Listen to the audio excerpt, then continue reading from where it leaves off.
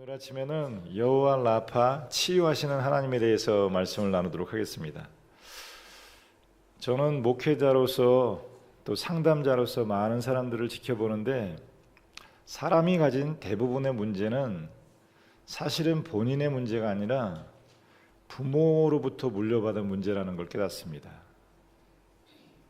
저희는 가정폭력 상담소가 있어요. 또 성폭력 상담소하고 피해자 쉼터가 있는데 독한 케이스가 많습니다.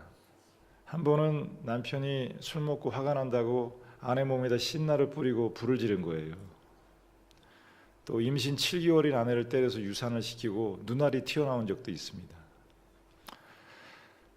거의 100% 모든 문제의 배후엔 술이 있어요. 술을 가볍게 생각하시면 안 됩니다. 제가 보기엔 사타닉 파워, 그 술과 함께 있는 것 같아요. 음란, 중독, 모든 문제의 배후엔 술이에요. 그래서 그 상담센터 직원들은 술이 밉대요. 술 때문에 문제가 생겨요. 보통 때는 멀쩡한데 술 먹으면 문제가 생긴다는 거예요. 다음날 아침에 싹싹 비는데 그런데 똑같은 짓을 해요. 근데 놀라운 것은 그 사람 만나보면 가정의 배경에 그런 문제가 있습니다. 알코올 중독자 가정에 알코올 중독자가 나옵니다. 가정 폭력하는 사람 가정에서 가정 폭력자가 나와요. 목사 집안에 목사가 나오고 의사 집안에 의사가 생깁니다. 우리를 괴롭히는 대부분의 문제가 내가 스스로 선택했다기보다는 부모로부터 물려받은 문제들이 많습니다. 병원에 가면은 이렇게 설문을 해요. 제일 뭘 물어보냐 보면 뭐 아버지가 혈압이 있으십니까? 당뇨가 있습니까? 뭐 집안에 무슨 뇌혈관 질환이 있습니까? 물어봐요. 그 이유는 그 아버지의 질환이 그대로 물려진다는 것입니다. 저희 집안은 심장계통의 문제는 전혀 없어요. 당뇨도 없습니다. 근데 다 혈압으로 돌아가셨어요. 고모도 혈압으로 중풍으로 돌아가셨고 아버지도 그러시고 집안 사람들이 다 고혈압이 있습니다. 저도 혈압약을 먹고 있거든요. 그래서 저는 제일 그 염려가 되는 게 뭐 중풍을 비롯한 뇌혈관 질환이 걱정이 돼요.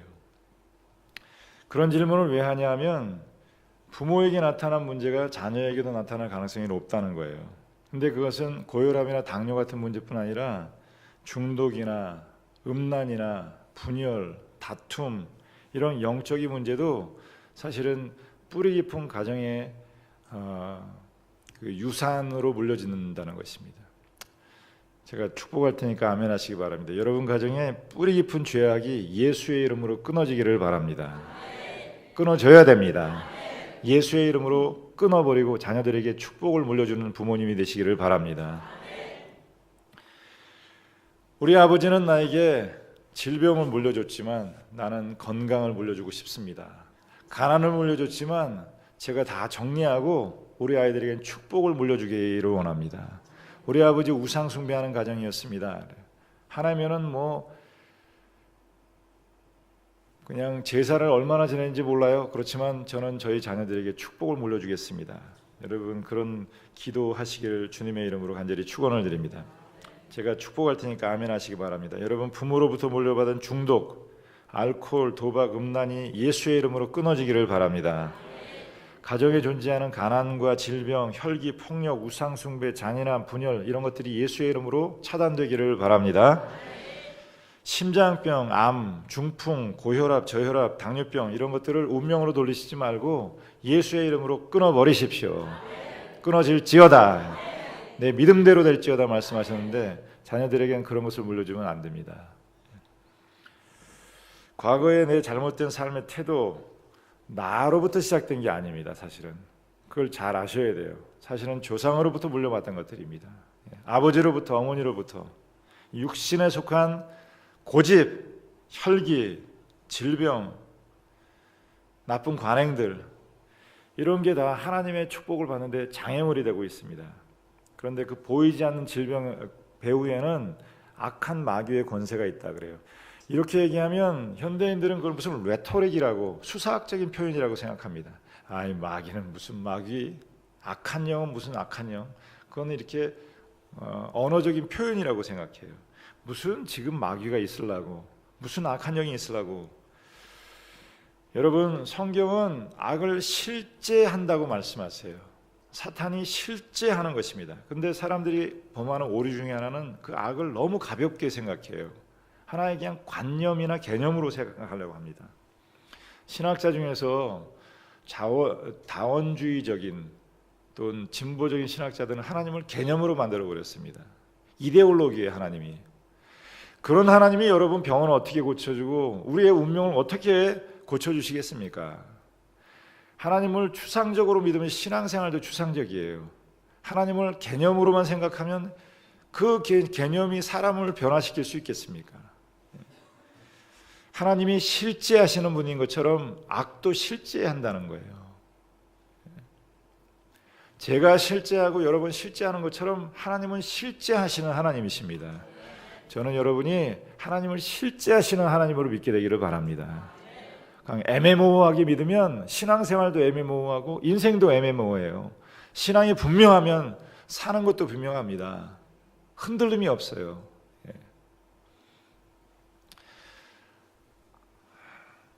그것을 놓치면 신앙생활이 이상화되기 쉽습니다. 그리고 악의 문제를 소홀히 대하기 쉬워요. 여러분, 악이 실제한다는 것을 아십니까? 한번 생각해 보세요. 독일은 시인 괴테, 라이너 마리아 릴케, 하이네의 나라입니다. 철학에 있어서 예수님이라고 할 만한 이마누엘 칸트의 나라고 헤겔의 나라예요. 그런데 어떻게 그런 사람들이 600만 명을 죽일 수 있습니까? 여러분, 총 주고 죽여도 처벌하지 않겠다 그러면 죽일 수 있겠습니까? 사람 죽여도 된다고 하면 죽일 수 있겠어요? 저는 어렸을 때부터 쥐새끼 한 마리 죽이지 못하는 성품이라 상상도 할 수 없어요. 내가 죽으면 죽지 어떻게 남에게 죽이겠습니까? 그런데 600만 명을 죽였다는 거예요. 저기 워싱턴 DC에 가면은 홀로코스트 뮤지엄이 있습니다. 유태인 학살 기념관이에요. 들어가면은 이렇게 잘 만들어놨어요. 우리도 사실은 일본을 그냥 한탄만 할 게 아니라 이런 걸 세계 도처에 져야 돼요. 애들 울음소리가 들려요. 입구에 들어가면. 그때 죽었던 애들의 울음소리예요.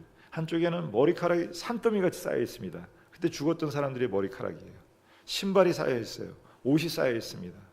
보면은 마음에 그냥 저절로 그게 느껴지는 거 있죠. 사람을 가지고 비누를 만들었대요. 글쎄. 그게 멀쩡한 사람으로 가능할 것 같습니까? 여러분, 총 준다고 사람을 죽일 수 있을 것 같아요? 아닙니다. 그건 악이 행하는 것이고 사탄이 행하는 것이지 사람이 행하는 게 아니라는 거예요. 캄보디아에 매년 헤비타트 사역을 가요. 한 동네에 집을 하나씩 지어주는데 프놈펜에 가면은 킬링 필드 폴포트가 죽인 사람들 기념 박물관이 있습니다. 박물관도 아니고 원래 중학교였었는데 폐쇄하고 그 중학교 교실을 칸칸이 한 1평짜리로 막아서 철침대를 두고 상상하기조차 어려워요. 밑으로 내장을 다 빼고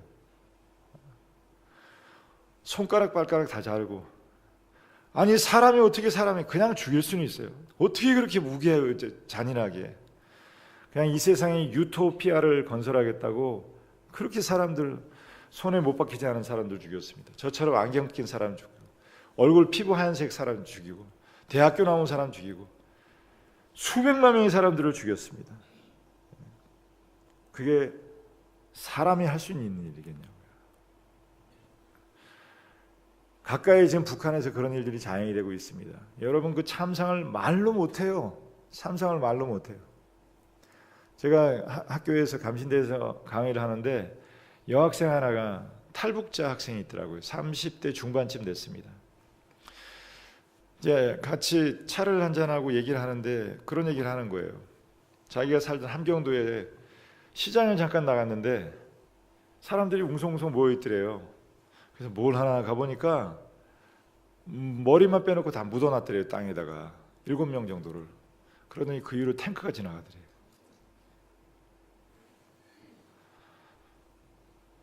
뭔 잘못을 했는지 모르겠습니다.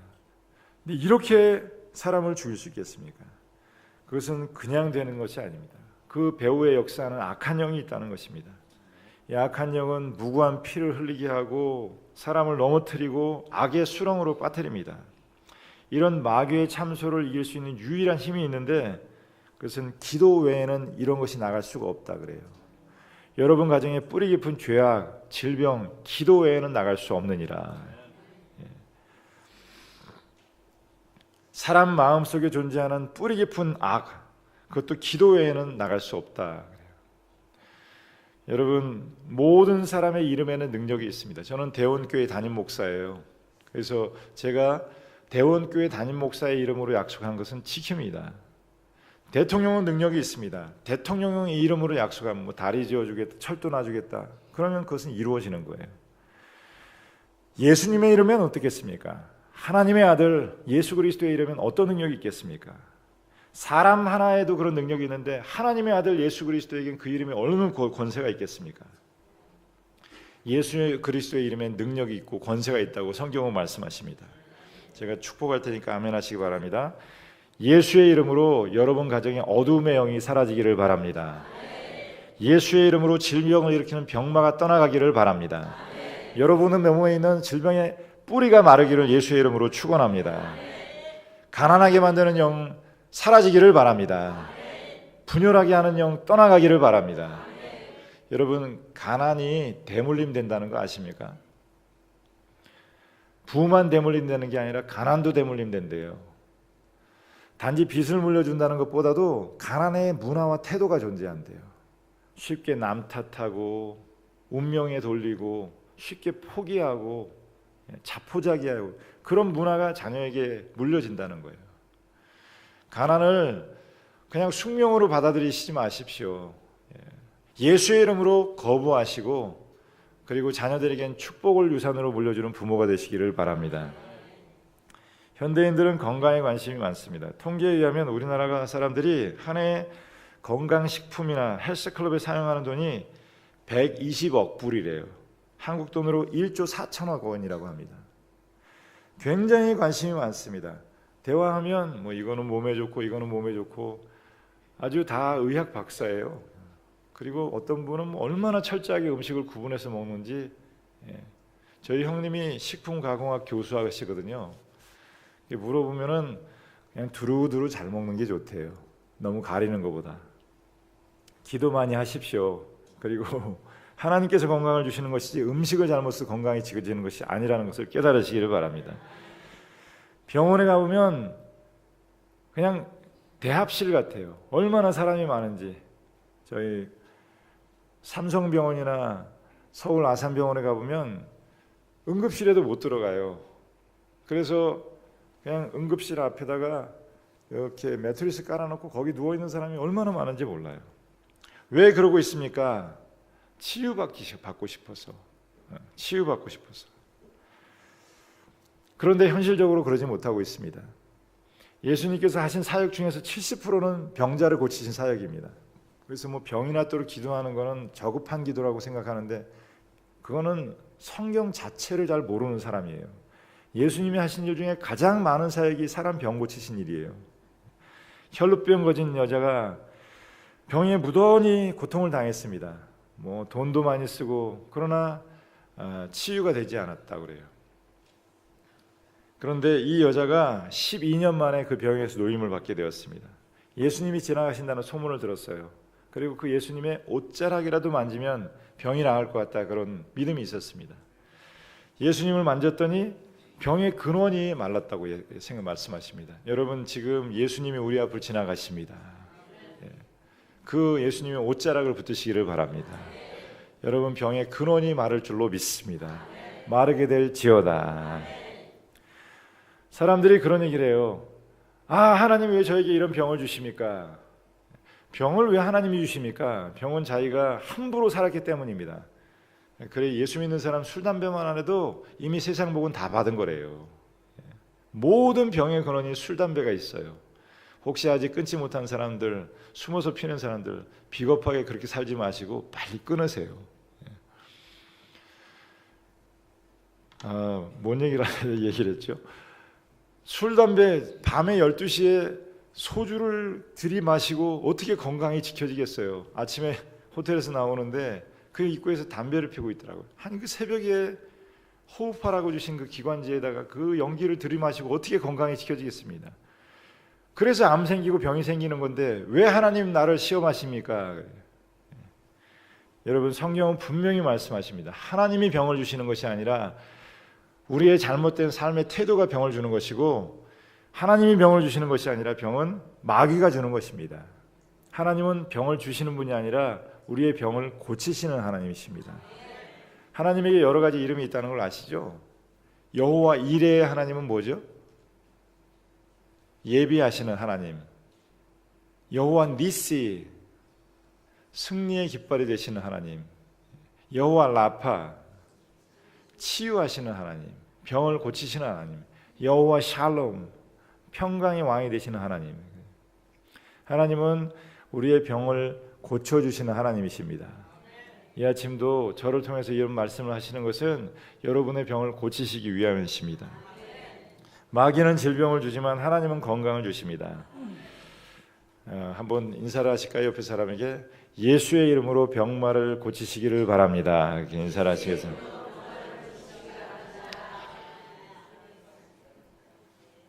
저희 아버지가 늘 살아계실 때 저희 집안 어른들은 다 일찍 돌아가셨어요. 남자가 50을 넘긴 사람이 별로 없습니다. 저는 할머니 한 번도 본 적이 없습니다. 근데 저희 아버지는 그래도 건강하게 70 넘기까지 이제 목회 사역을 잘 하셨거든요. 나는 예수 믿고 5가지에서 구원을 받았다. 가난에서, 질병에서, 죽음에서, 저주에서, 죄에서, 무지에서 구원을 받았다 그래요. 신명기 28장에 보면 율법의 저주가 나오는데 요약하면 3가지예요. 가난과 질병과 저주, 가난과 질병과 영적 죽음. 예수를 믿으면 가난에서 해방되는 줄로 믿습니다. 우리나라가 5,000년 동안 가난한 나라였는데 지금은 세계 경제 대국이 됐습니다. 외국에 나가 보면은 뭐 어느 공항이나 한국 이름으로 안내판이 다 쓰여져 있는 거 있죠. 미국 샌프란시스코, LA 가봐도 공항에 한국 이름으로 간판이 써 있어요. 감격스럽습니다. 일본의 후쿠오카나 뭐 한국 이름 간판이 다 있어요. 5,000년 동안 보릿고개를 넘지 못했던 나라인데 불과 100년 만에 과거의 그 가난을 다 지웠습니다. 여러분 우연이라고 생각하십니까? No. 저는 그렇게 생각하지 않습니다. 경제학자, 정치학자들은 무슨 정치적인 이유, 경제적인 이유 얘기하겠지만 저는 분명히 예수 그리스도의 복음이 우리 민족을 가난에서 구휼하여 주신 줄로 믿습니다. 세계 지도를 펴놓고 한번 보세요. 어디가 문명이 발달해 있고 여성의 지위가 확립이 되어 있고 아이들이 보호를 받는가. 한결같이 십자가가 세워져 있는 나라예요. 우리나라도 보십시오. 우리나라 지도를 보고 어디가, 강남은 기독교율이 40%가 넘는데요. 분당에는 얼마나 많은 교회가 있는지 몰라요. 분당에도 기독교율이 40%가 넘는다 그래요. 여기도 보니까 교회가 참 많더라고요. 골목골목마다 십자가가 세워져 있어요. 우리는 교회 없는 데서 살기를 원치 않습니다. 참 사람들이 어리석어요.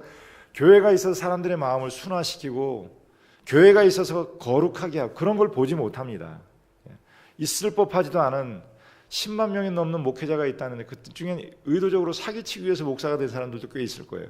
그런 사람들이 저지르는 한두 가지 실수로 교회 전체를 폄하하고, 그래서 만약에 교회의 문을 다 닫으면 그 사람들 마음속에 존재하는 악을 어떻게 치유할 건데, 그걸 어떻게 해결할 건데. 예수 안에 살아가면, 여러분 왔다 갔다 그래서 그렇지 흔들림 없이 믿음 안에 살아가면 가난에서, 죽음에서, 또 질병에서 자유하게 되는 줄로 믿습니다. 그렇게 하면서 되시겠어요? 여러분 예수 안에 살아갈 때 가난에서, 질병에서, 죽음에서 자유하게 되는 줄로 믿습니다. 아멘이시죠? 예수를 믿으면 죄에서 자유함을 받습니다. 요한일서 1장이죠. 성경의 좋은 구절들 암송하시면 참 좋습니다. 내 마음판에 새기라. 신명기 6장. 어떻게 마음에 새길까요? 문신을 새길까요? 말씀을 암송하십시오. 그게 마음판에 새기는 것입니다. 요한 3서 1장 2절. 사랑하는 자여 내 영혼이 잘된 것, 내 범사가 잘되고 강건하기를 원하노라. 그래. 한번 따라해 보실까요? 사랑하는 자여 내 영혼이 잘되고 범사가 잘되고 강건하기를 원하노라. 세 가지의 은혜를 말씀하고 있습니다. 먼저 영적인 치유예요. 그것은 영혼에 깃들어 있는 모든 어둠의 권세가 사라지는 것입니다. 두 번째는 정신적인 치유입니다. 마음에 받은 모든 과거의 상처가 치유되는 것입니다. 세 번째 몸의 건강이에요. 육체에 걸머진 모든 질병을 치유하는 것입니다. 제가 또 축복할 테니까 아멘 하시기 바랍니다. 여러분 영혼에 깃든 모든 어둠의 영이 떠나기를 바랍니다. 여러분 정신에 있는 마음의 깊은 상처, 트라우마가 치유되기를 바랍니다. 여러분 육체에 걸머진 모든 질병이 예수의 이름으로 치유될지어다. 치유될지어다. 건강하시기를 바랍니다. 건강하세요. 병들어 사는 건 하나님의 뜻이 아닙니다. 목사가 병들어서 찔뚝찔뚝거리면 어떻게 그 성도들에게 좋은 목회를 할 수 있겠습니까? 건강하십시오. 한번 인사하실까요? 건강하시기 바랍니다. 이렇게 인사하실까요? 오늘 본문 출애굽기 14장에는 이스라엘이 잊을 수 없는 경험을 해요. 450년 노예살이에서 벗어났습니다. 그리고 홍해를 건너갔습니다. 바다가 갈라지고 그리고 그곳을 지나고 애굽 사람들은 거기에 몰살돼 죽었어요. 그리고 얼마나 행복했을까요? 막 춤을 추면서 길을 걸었을 거예요. 그런데 사흘 밤낮 물을 얻지 못했더라. 그 감동이 사흘을 가지 못했습니다. 그들을 기다리고 있었던 게 사막입니다. 목마름을 호소하면서 사흘 길을 걸었어요. 그리고 물을 찾았는데 그 물이 너무 써서 먹을 수가 없는 거예요. 물을 먹고서 병이 걸려서 다 토해내고 들어눕게 되었습니다. 그때 본문이 성경 본문 말씀이 하나님이 찾아오셨습니다. 그들을 치료하시고 자기의 이름을 소개하시는데 여호와 라파의 하나님이라, 나는 치료하는 하나님이라. 이 말씀 속에 담겨져 있는 영적인 의미가 있습니다. 예수 믿고 구원을 받아도 가야 될 광야의 길이 있다는 거예요. 홍해는 구원을 의미합니다. 구원을 받았다고 끝나는 게 아닙니다. 광야 40년의 삶이 있습니다. 요단강은 천국 건너 죽음을 의미합니다. 요단강을 건너서 가나안 땅, 하나님의 나라 갈 때까지 싸워야 될 영적 싸움이 있다는 거예요. 구원을 결혼에 비유해요. 여러분 결혼만 하면 행복해지는 것입니까? 아닙니다. 그때부터 전쟁의 시작이에요. 둘이 서로 다른 성품으로 맞춰가는 것을 배워야 됩니다. 출생의 비유예요. 거듭남의 비유예요. 그럼 태어났으면 끝입니까? No. 그때부터 이제 자라가야 됩니다. 마찬가지로 구원 이후의 삶이 있습니다. 결혼한다고 화려한 웨딩마치, 장밋빛 미래가 보장되지 않은 것처럼 구원받았다 그래도 가야 될 믿음의 길이 있습니다. 그리고 그 광야 길에서 우리가 배워야 될 가장 중요한 것은 부르짖어 기도하는 것입니다. 25절 말씀, 오늘 읽은 것인 말씀인데, 모세가 여호와께 부르짖었더니 여호와께서 한 나무를 그에게 가르치사 그가 물에 던지니 물이 달게 되었더라. 25절을 같이 한번 읽어볼까요? 시작. 모세가 여호와께 부르짖었더니 여호와께서 그에게 한 나무를 가르치시니 그가 물에 던지니 물이 달게 되었더라. 거기서 여호와께서 그들을 위하여 법도와 율례를 정하시고 그들을 시험하셨어요. 한번 따라해 보실까요? 모세가 여호와께 부르짖었더니. 요즘에 조금 품위 있게 고상하게 신앙생활하는 분들은 아이 뭐 하나님이 귀가 먹었냐, 왜 소리 지르고 난리야. 좀 품위 있게 해. 촌스럽게 하지 말고. 저도 신학대학 다닐 땐 건방을 떨었어요. 주요 삼창 뭐 이렇게 촌스럽게 하나, 하나님이 귀가 먹었나, 작게 얘기하면 못 들으시고 크게 얘기해야 하나님이 들으시나. 성경대로 하십시오. 성경대로 하세요. 관상기도, 묵상기도, 센터링 프레이어 그래요. 침묵기도 해야 된다는 거예요. 근데 그것은 깊은 경지에 오르신 분들이 할 수 있는 것이지, 여러분 대부분 침묵기도 하면 10분 안에 입신하신다니까요. 집중이 안 돼요. 옆에 사람 소리 자꾸 들리고 왔다 갔다 하는 소리 들리고 기도에 집중하기 어렵습니다. 사랑은 표현하는 것입니다. 내가 사랑하는데 표현하지 못할 이유가 무엇이 있습니까? 여러분 통성 기도하는 사람 무시하지 마세요. 여러분 시킨다고 할 수 있을 것 같아요? 그건 믿음의 고백이 확실한 사람이 하는 것이지 하나님 믿지 못하는 사람들이 소리 질러서 기도할 수 있을 것 같습니까? 손 들고 기도하는 사람 무시하지 마십시오. 그 사람들 하나님의 사람입니다. 하나님이 함께 하시는 사람하고 싸워서 여러분이 이길 수 있을 것 같습니까? 언제 우리가 소리를 지르고 부르짖습니까? 마음이 너무 슬프면 소리가 나오게 되어 있어요. 여러분 부모님 돌아가셨는데 침묵하고 있겠습니까? 애가 죽었는데 침묵하고 있겠어요? 애가 죽은 집에 장례식에 가보니까 막 짐승 소리가 나요. 엄마가 우는 소리가 짐승 소리야. 또 언제 소리를 지릅니까? 너무 좋으면 소리를 질러요. 결혼해서 10년 동안 아이가 생기지 않은 부부가 있었는데 이번에 아이가 생겼어요. 여자아이가 찾아와서 얼마나 좋아하는지 막 소리를 질러요. 비명을 지릅니다. 성경에 언제나 부르짖는 기도에 대한 말씀이 많습니다. 센터링 프레이어, 침묵 기도, 관상 기도는 한 서너 번밖에 나오는 게 없어요.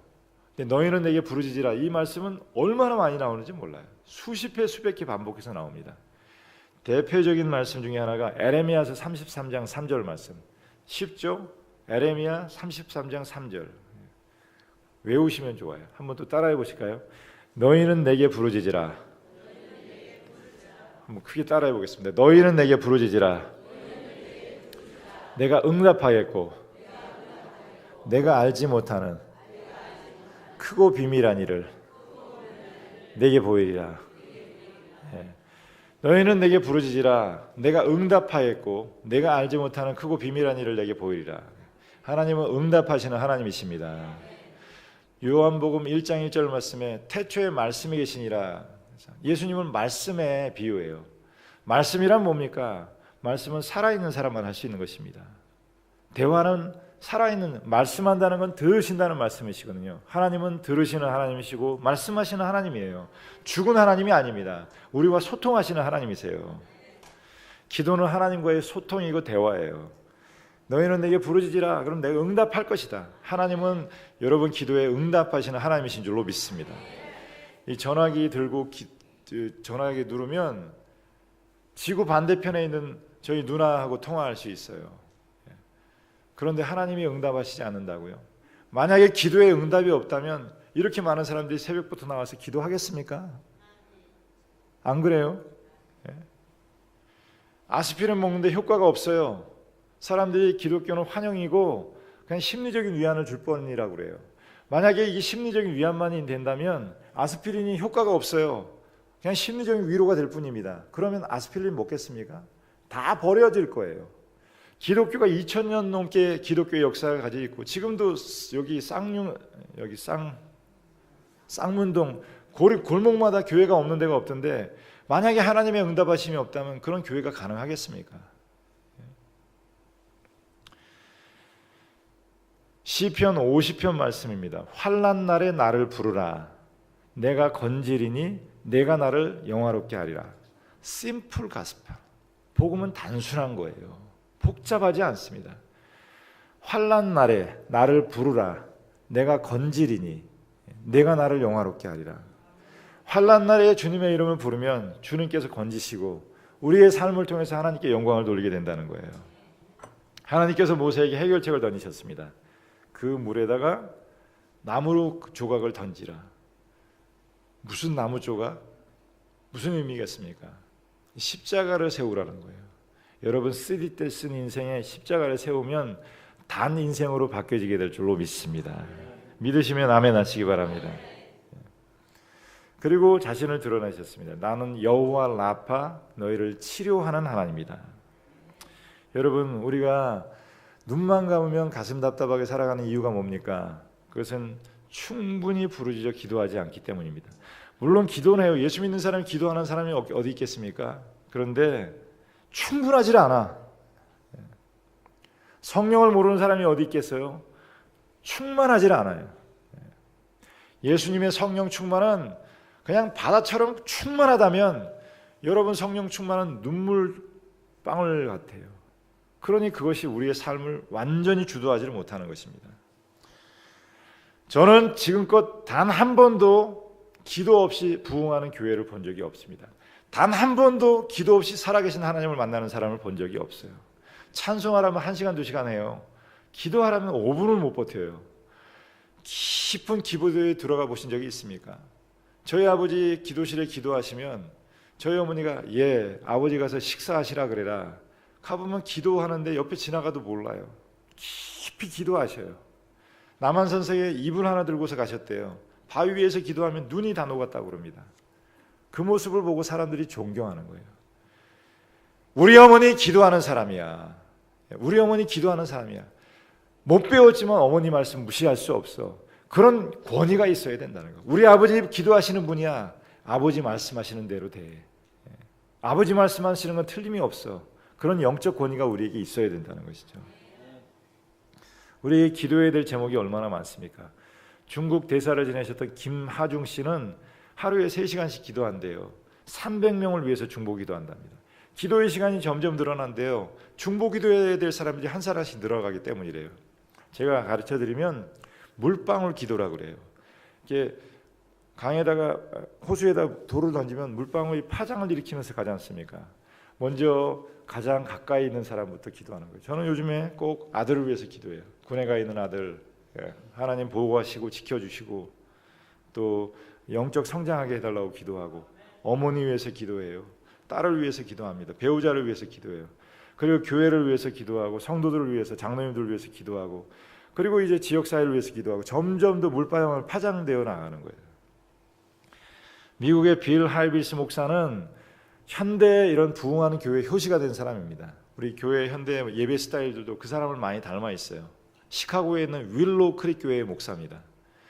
어마어마해요. 제가 한번 어머니 날 가봤더니 미리 예약을 해야지 교회를 들어갈 수 있는 거예요. 그 자리를 인터넷으로 지정을 해야지 갈 수 있어요. 수천 수만 명들, 상상을 초월합니다. 그 예배가. 그런데 사람들이 알지 못하는 거, 빌 하이빌스 목사가 교회를 개척했을 때 12시 전엔 사람을 만나지 않았대요. 입구에다가 on prayer, 기도 중. 그러면 사람들이 목사님 기도하는 중이라고 생각하고 만나질 않았다는 거예요. 너무 바쁘게 돌아다닙니다. 사람이 일하면 사람 혼자 일하는 거지만 기도하면 하나님이 일하신다는 거예요. 그분의 기도 책 중에 하나가 Too busy not to pray. 너무 바빠서 기도합니다. 보통 때는 2시간 기도하지만 바쁠 때는 3시간 기도한대요. 왜냐하면 그 일을 감당할 수 있는 힘을 얻기 위해서 기도한다는 거예요. 자녀를 위해서 기도합니다. 가정의 미래를 위해서, 나라를 위해서, 해외 선교를 위해서 기도할 제목이 얼마나 많습니까? 광야 같은 인생길, 인생의 중심에 좌절이 있다고, 인생의 중심에 아픔이 있다고 그랬는데 어떻게 그 길을 걸어가겠습니까? 기도 없이, 하나님의 능력 없이 어떻게 이 험한 세상을 살아내시겠습니까? 광야의 길에 우리가 반드시 배워야 되는 것, 그것은 부르짖어 기도하는 것입니다. 부르짖어 기도하십시오. 여러분 영혼에 있는 어둠의 권세가 떠나갈 줄로 믿습니다. 제가 또 축복할 테니까 아멘 하시기 바랍니다. 기도할 때 여러분 마음에 우울한 마음 사라지기를 바랍니다. 불안한 마음 사라지기를 바랍니다. 모든 염려는 예수의 이름으로 물러갈지어다. 들어올 때는 불안한 마음을 가지고 왔더라도 시간 나갈 때는 천국 같은 마음을 가지고 나가시기를 바랍니다. 어제 새벽 예배 마치고 가는데 이렇게 어두웠는데 햇살이 뜨더라고요. 근데 꼭 그게 하나님이 나를 이렇게 안아주시는 것 같아요. 아침에 나가시면서 하늘을 한번 보세요. 하나님이 이렇게 나를 안아주시는구나. 산에 가니까 봄꽃이 막 피어요. 그게 하나님이 나를 위해서 만드신 꽃 같더라고요. 이사야서 53장의 말씀은 모든 치유 사역자들이 잘 활용하는 말씀 중에 하나예요. 그가 찔림은 우리의 허물을 인하며 그가 상함은 우리의 죄악을 인하며 그가 징계를 받음으로 우리는 평화를 누리고 그가 채찍에 맞으심으로 우리는 나음을 받았도다. 이 말씀이 정확하게 얘기하면 그가 채찍에 맞으심으로 우리의 병이 나았습니다. 예수님이 십자가에 죽으심으로 우리의 모든 죄가 사하여졌고 그분이 채찍에 맞으심으로 우리의 모든 병이 나았습니다. 그래서 여러분 과거형입니다. 나았습니다. 질병이 있는 분들은 기도할 때 그렇게 기도하십시오. 한번 이렇게 몸에 손을 얹어 보시겠습니까? 마음이나 몸에 아픔이 있는 사람들은 그렇게 기도하세요. 주께서 채찍에 맞으심으로 내 모든 병이 나았습니다. 한 번 더 해볼까요? 주께서 십자가에 죽으심으로 내 모든 죄가 사해졌습니다. 아멘이십니까? 이 단순한 복음을 신학자들은 너무 복잡하게 만들어 버렸습니다. 여러분, 우리가 이 전기 배선도 다 몰라도 스위치 on 하면 불 들어오는 거 알아요. 아스피린 안에 무슨 성분이 있는 거 모릅니다. 그러나 먹으면 머리 아픈 거 없어지는 거 압니다. 성경 66권 복음을 다 몰라도 괜찮아요. 한 가지, 예수를 믿으면 구원받는다는 거. 주 예수를 믿으라, 그리하면 너와 네 집이 구원을 받으리라. 하나님이 세상을 이처럼 사랑하사 독생자를 주셨으니 이는 저를 믿는 자마다 멸망치 않고 영생을 얻게 하려 하심이라. 구절 한 구절만 알고 있어도 된다는 거예요. 마귀가 질병의 원인이고 하나님은 병을 주시는 분이 아니라 여러분 병을 고치시는 분이신 줄로 믿습니다. 병이 생긴 것은 내가 잘못 살아서 생긴 것이고 하나님은 우리의 병을 고치시는 분이에요. 여러분, 성령을 거부하지 마십시오. 성령은 인격이세요. 저도요, 저를 환영하지 않는 사람 그 집에 잘 가려고 안 해요. 환영하는 사람에게 갑니다. 목사님하고 좋은 관계를 맺어야 되는 게, 목사님이 불편하면 말씀이 안 들려요. 그리고 그분이 하시는 축복의 기도를 받을 수가 없습니다. 여러분, 현대교회에서는 목사님을 너무 쉽게 막 폄하해 버리는데, 여러분 문제 생길 때 누구한테 가서 기도를 받으시려고요? 정작 위기에 처했을 때 누구에게 가서 기도를 받으시려고 합니까? 성령님은 인격이십니다. 사람도 거절하면 안 갑니다. 그런데 성령 하나님이 거절하면 가시지 않는다는 거예요. 보라 볼지어다 내가 문 밖에 서서 두드리오니 누구든지 내 음성을 듣고 문을 열면 내가 그에게로 들어가 그와 더불어 먹고 그는 나와 더불어 먹으리라. 마음의 문을 여십시오. 성령님 환영합니다. 초청합니다. 기다립니다. 사모합니다. 저의 마음속에 들어와 저를 다스려 주시옵소서. 하나님은 우리를 치시는 분이 아니라 우리의 병을 고치시는 하나님이세요. 성경에 보면 예수님 말씀하세요. 따라 안심하라. 내 믿음이 너를 구원하였느니라. 병에서 놓여 자유할지어다. 병에서 놓여 건강할지어다. 사람들의 말, 세상의 상식을 따를 바에는 교회는 왜 오고 이 새벽에 여기는 뭐하러 왔습니까? 그냥 사시지. 내 이성이 허락하는 것만 믿을 거면 신앙생활은 뭐하러 합니까? 내 경험이 인정하는 것만 믿을 바에는 하나님은 왜 믿습니까? 하나님은 여러분의 이성보다 크신 분이고 하나님은 여러분의 경험보다 크신 하나님이십니다. 예전엔 저도 신학자들 중에 불투만이라는 자가 있는데 성경에 나와 있는 이해 못하는 건 다 빼버렸어요. 그건 신화고 설화라는 거예요.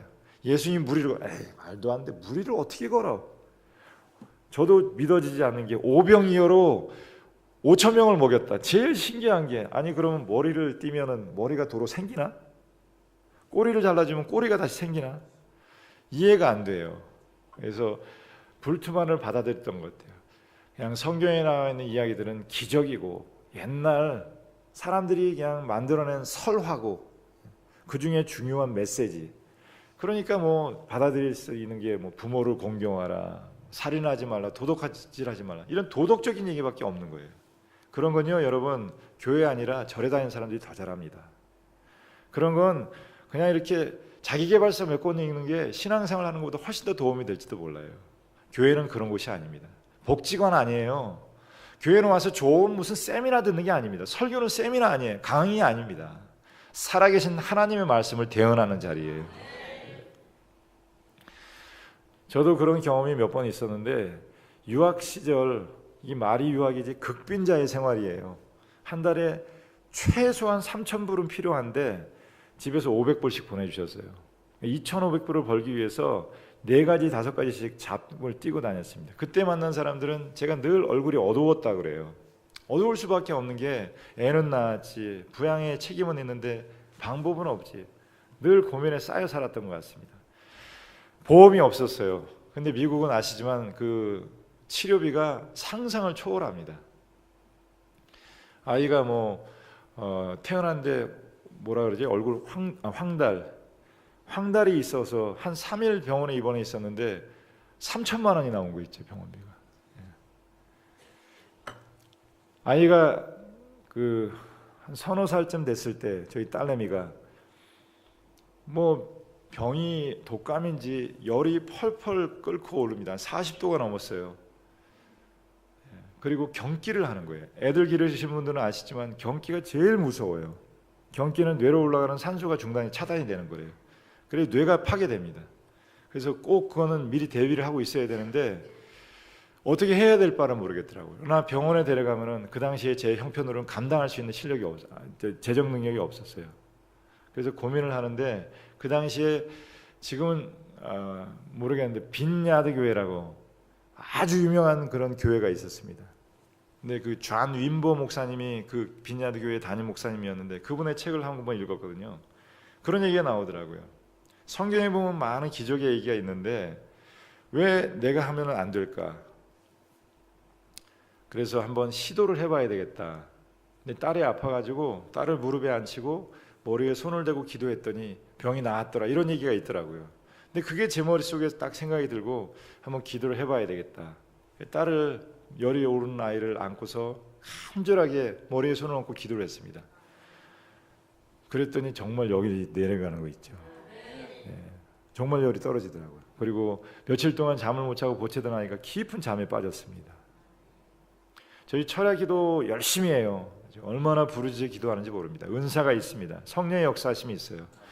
가끔씩은 강단으로 초대해요. 이 위에 올라와서 기도를 하는데 한 분 권사님 한 분이 기도하는데 제가 보니까 막 여기서 한 30cm는 뛰는 것 같아요. 기도하다 펄쩍펄쩍 뛰면서 기도를 하시는 거예요. 나중에 찾아오셨어요. 그분이 평소에 그러시지 않았거든요. 좀 형편이 어렵습니다. 이렇게 어려운 일을 하는데 일을 너무 해가지고 손목에 이렇게 인대가 이렇게 불어났대요. 병원에 갔더니 수술을 해야 된다고 그러대요.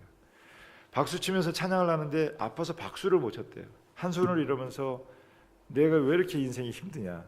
또 그날 마침 병원에 갔는데 자궁 근종이 있어서 자궁을 드러내는 수술을 해야 된다고 하더래요. 그래서 막 통곡을 하면서 그냥 왜 이렇게 인생이 힘들게 살아야 되냐고 하나님께 원망하며 기도를 했는데 하나님이 응답을 하셨습니다. 병원에 갔더니 근종이 없어졌다고 그러더래요. 그리고 수술을 안 해도 된다고 그러더래요.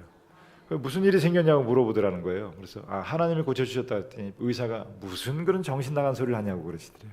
그거는 의사들은 알지 못하는 얘기입니다. 여러분, 하나님은 지금도 살아계시고 우리의 기도에 응답하시는 하나님이신 줄로 믿습니다. 주님이 채찍에 맞으심으로 여러분 모든 질병이 치유된 줄로 믿습니다. 하나님을 실제하신 하나님으로 살아계신 하나님으로 믿으시기 바랍니다. 내 믿음대로 될지어다. 내 기도한 대로 될지어다. 하나님이 여러분의 모든 가난과 질병과 죽음의 권세에서 자유하게 하시기를 우리 주 예수 그리스도의 이름으로 간절히 축원합니다. 기도하겠습니다.